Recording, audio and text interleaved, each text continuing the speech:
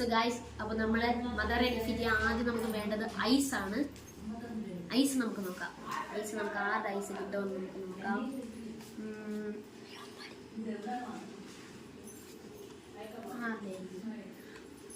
Kakashi ഹട്ടാക്കയുടെ ഐസാണ് നമുക്ക് കിട്ടിയിരിക്കുന്നത് guys.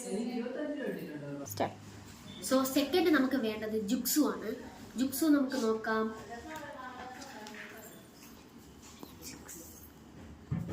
ഗാറയുടെ ജിക്സു എന്താന്ന് അറിഞ്ഞോടാ.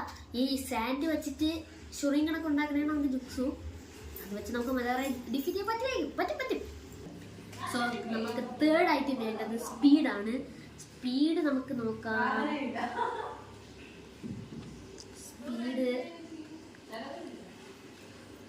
സ്പീഡൊന്നുമില്ല.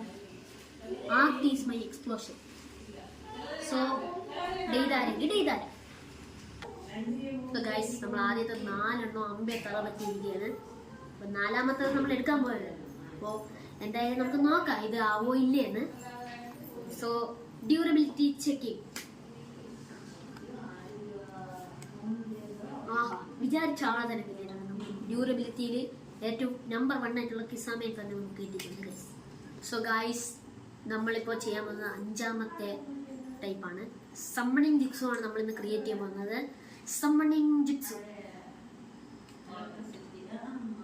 കക്കാശി സമ്മണിങ് പപ്കൂൺ നമുക്ക് എടുക്കാം. നല്ല സമ്മണിങ് ആണ്. മതാരനെ കടിച്ച് കീറാ ഇത് മതി. സോ ഗൈസ്, നമ്മൾ അടുത്ത് ചെയ്യുന്നത് തായ് ജിക്സു ആണ്. 6th വൺ തായ് ജിക്സു. നമുക്കിപ്പോൾ കിട്ടിയിരിക്കുന്നത് ഫസ്റ്റ് റൈക്കാകെ, 4th റൈക്കാകെയാണ് നമുക്ക്. സോറി ഗൈസ്, 4th റൈക്കാകിന്റെ കിടിലൻ അടിപൊളി തായ് ജിക്സു ആണ്. സോ ഗൈസ്, അടുത്ത് നമ്മൾ നോക്കാൻ പോകുന്നത് നിഞ്ചിക്സു ആണ്. 7th one നിഞ്ചിക്സു checking. നിഞ്ചിക്സുവില് ആളത്ര കേമനല്ല, എന്നാലും കിട്ടിയത് കിട്ടി. സോ ഗൈസ്, സെക്കൻഡ് ലാസ്റ്റ് വണ്ണാണ് നമ്മൾ ചെക്ക് ചെയ്യാൻ പോകുന്നത്. അത് നമ്മുടെ സുസാനോയാണ്.